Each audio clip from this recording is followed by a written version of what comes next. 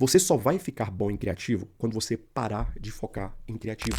Como assim, Vitor? As pessoas elas não entendem que o criativo ele é a ponta final de um processo.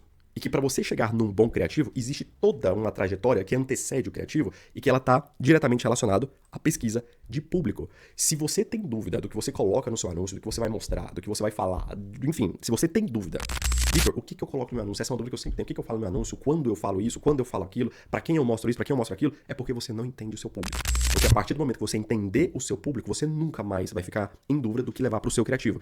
Mas não um entendimento raso e superficial do tipo, eu sei quem é meu público. Ele tem de 25 a 50 anos, são homens ou são mulheres, são casados. Não, cara, isso daí nem arranha a superfície.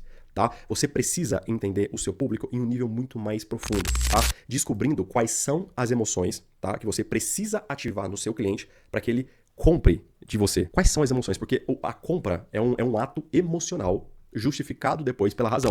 Então você precisa entender para o seu público qual é a emoção predominante que determina a ação de compra do seu público. Qual que é a emoção que você precisa ativar no seu público? É a confiança? É a autoridade? É a credibilidade? É garantia? Etc. Para cada tipo de produto vai ser uma emoção diferente.